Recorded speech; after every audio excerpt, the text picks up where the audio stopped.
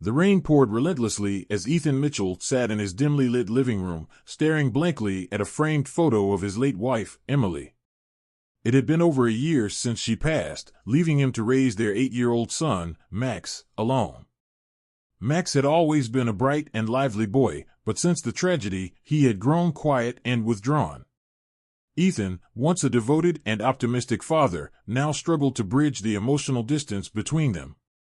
One fateful evening, Ethan decided to take Max out for a walk in the hopes of sparking some life back into their routines. They ventured into a nearby park, where the echoes of laughter and the rustling of leaves mixed with the gentle hum of crickets. As they rounded a corner, they spotted a scruffy, mud-covered dog rummaging through a trash bin. Its ribs were visible beneath its fur, and its eyes held a sadness Ethan couldn't ignore. Max's face lit up for the first time in months. "Can we take him home, Dad?" he asked, his voice carrying a fragile hope. Ethan hesitated, knowing the responsibilities of caring for an animal, but when he saw the glimmer of excitement in Max's eyes, he relented. They brought the dog home, cleaned him up, and named him Buddy. The dog, despite its shabby appearance, had a gentle demeanor and immediately took to Max, never leaving his side. Over the weeks, Buddy became a beacon of light in their lives. Max's laughter returned, and the bond between father and son began to heal. But Buddy wasn't an ordinary stray.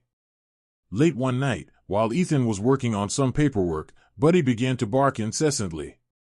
Ethan tried to calm him, but Buddy bolted out the door, forcing Ethan to grab a flashlight and chase after him. Buddy led Ethan deep into the woods behind their neighborhood, his barking echoing through the night. Ethan called out for the dog, but Buddy darted ahead, stopping at a patch of disturbed earth. Digging frantically with his paws, Buddy unearthed something wrapped in an old tattered cloth. Ethan knelt down, and peeled back the layers to reveal what appeared to be a rusted metal box. Back home, Ethan pried the box open to find a collection of old photographs, letters, and a journal. The images depicted a family he didn't recognize, but one letter caught his attention. It was a farewell note written by a woman who claimed she was running from someone dangerous. Unable to sleep, Ethan pored over the journal. The entries painted a picture of a woman named Clara, who had fled an abusive relationship decades ago. The final entry hinted at a hidden truth about their neighborhood, a corruption scandal involving prominent figures, including the very land their community was built on.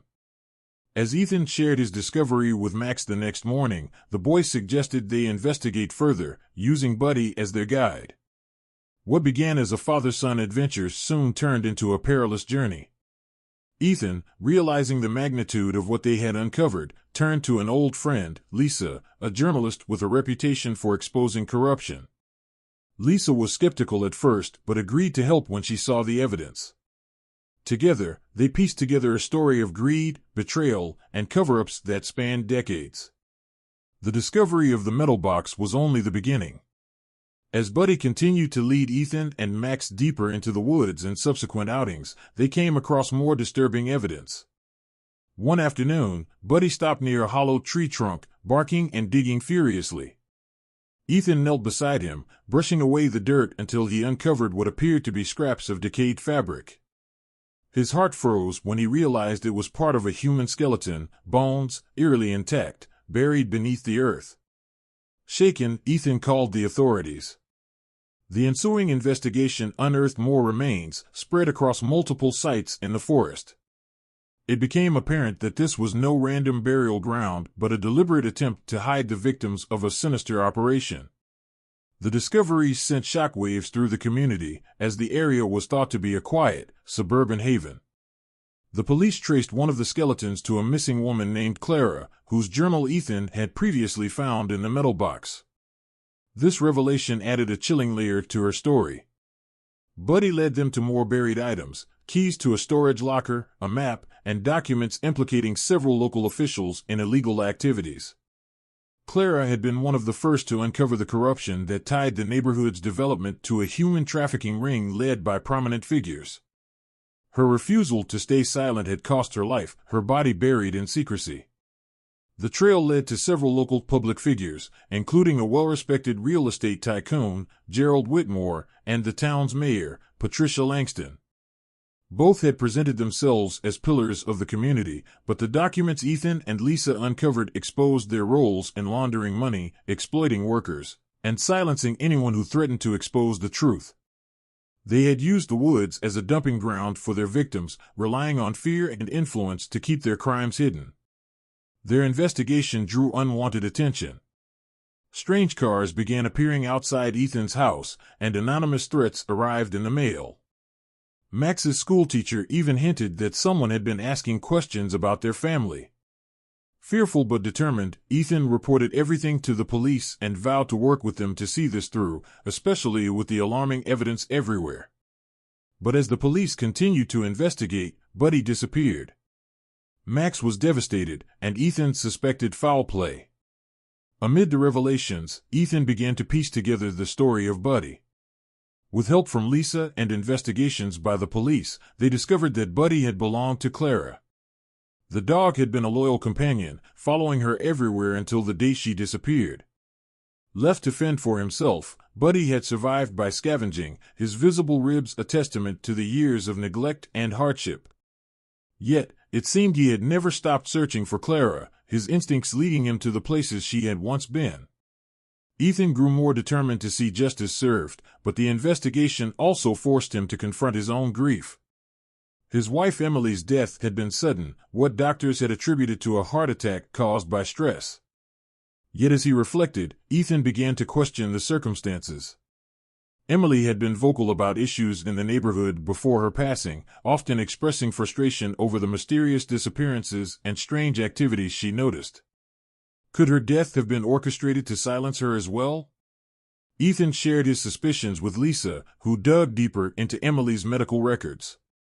What she found was alarming. The symptoms Emily exhibited before her death matched those of poisoning. This revelation sent Ethan reeling, his grief reignited by the possibility that his wife had been murdered for speaking out. Following his instincts, he and Lisa tracked Buddy's last known location to an abandoned warehouse on the outskirts of town. What they found there shocked them, a hidden room filled with stolen artifacts, forged documents, and surveillance equipment. Buddy was tied up but unharmed, wagging his tail furiously when he saw them. As they freed Buddy, they heard voices approaching. Ethan and Lisa hid, recording the conversation of two men discussing plans to silence anyone who knew too much. The evidence they gathered was enough to tip off the authorities. As the case unfolded, Buddy led them to one final location, a decrepit shed hidden in the woods. Inside, they found crates of evidence, including ledgers detailing payments to silence whistleblowers and photographs of victims, including Emily.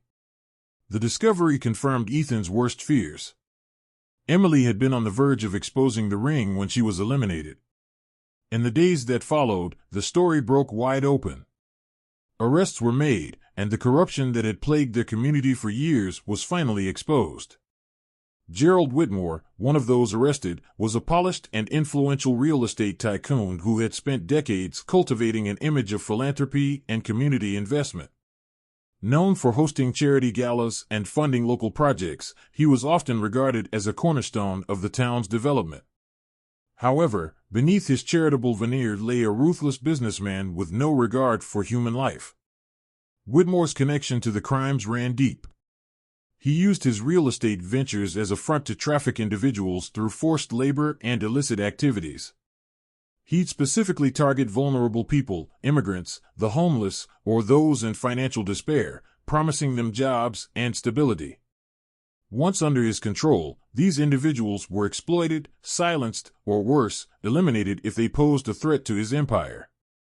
His role as one of the architects of the trafficking ring was masked by his manipulative charm and political connections.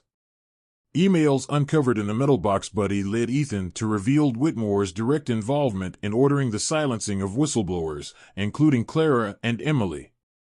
He had even boasted in one email about his untouchability due to the layers of protection afforded by his wealth and influence.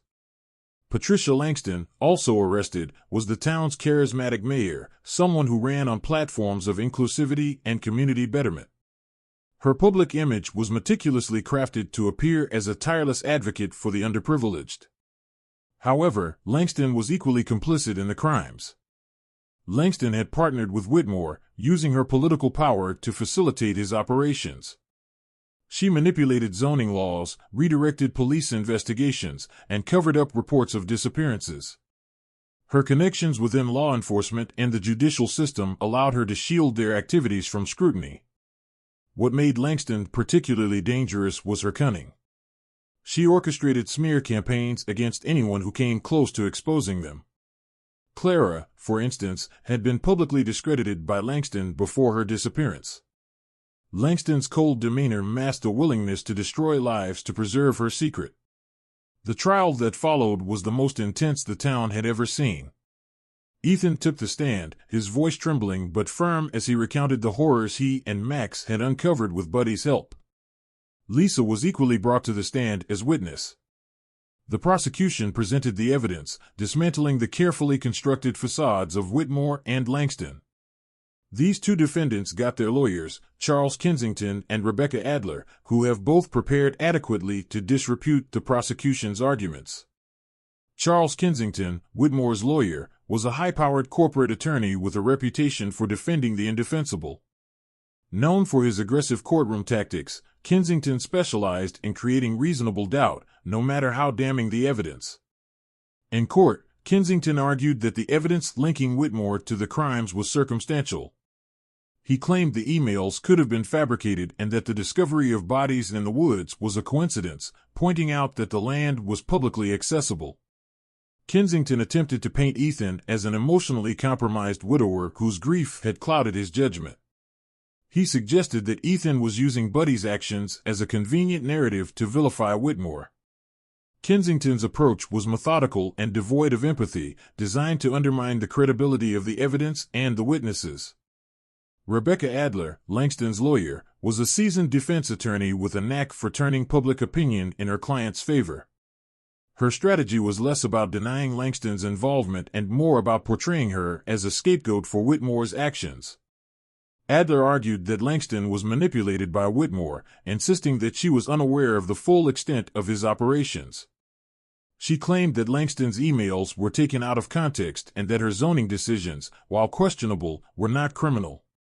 Adler attempted to invoke sympathy by framing Langston as a victim of her ambition, someone who had made mistakes but did not deserve to be equated with Whitmore. Adler also exploited Langston's public image, bringing forward character witnesses to vouch for her community work. She emphasized Langston's years of service and framed the case as a political attack to tarnish her legacy. Both lawyers worked in tandem to discredit Ethan and Lisa.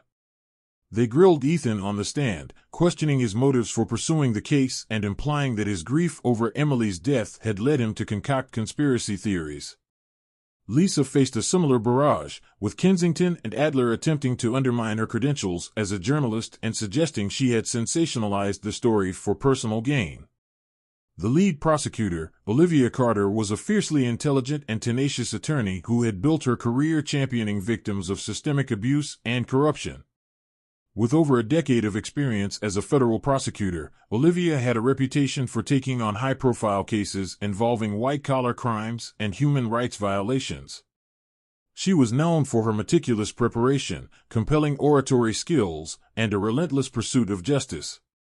When the case against Whitmore and Langston landed on her desk, Olivia immediately recognized its significance, not just for Ethan, Max, and the direct victims of the trafficking ring, but for exposing the rot that had infiltrated the town's institutions.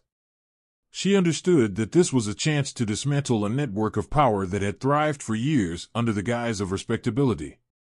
Olivia assembled a skilled team of investigators, paralegals, and junior prosecutors to build a rock-solid case. Olivia's courtroom presence was commanding. She opened the trial with a powerful narrative, laying out the prosecution's case in a way that left no room for doubt about the defendant's guilt. In cross-examinations, Olivia dismantled the defense's arguments with surgical precision. When Whitmore's lawyer, Charles Kensington, suggested that the emails were fabricated, Olivia presented a digital forensic expert who explained how metadata confirmed their authenticity. When Langston's lawyer, Rebecca Adler, tried to frame Langston as an unwitting participant, Olivia countered with records of private meetings and payments between Langston and Whitmore, showing she was a willing and active accomplice. Olivia also anticipated the defense's attempts to discredit Ethan and Lisa. She preemptively presented evidence of their character and motivations, ensuring the jury saw them as credible witnesses rather than emotionally compromised individuals. In her closing argument, Olivia made an emotional and compelling appeal to the jury. This case isn't just about the lives destroyed by Gerald Whitmore and Patricia Langston. It's about the kind of justice system we want to uphold. Are we a community that allows power and privilege to silence the vulnerable, or do we hold those who abuse their positions accountable? The evidence is clear. The testimonies are undeniable. Justice for these victims, and countless others, demands your verdict today. Olivia concluded. Despite the defense efforts, the overwhelming evidence, paired with Buddy's remarkable role in uncovering the truth, proved too damning to ignore.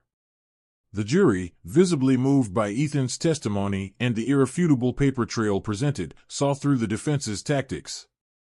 The trial not only exposed Whitmore and Langston but also shone a light on the corruption that had allowed them to operate for so long. Olivia's airtight case left little room for the jury to deliberate. After only 4 hours, they returned with a unanimous guilty verdict. The courtroom's tense atmosphere shifted to one of justice as the verdict was read, marking the end of a dark chapter for the town and a new beginning for Ethan, Max, and Buddy.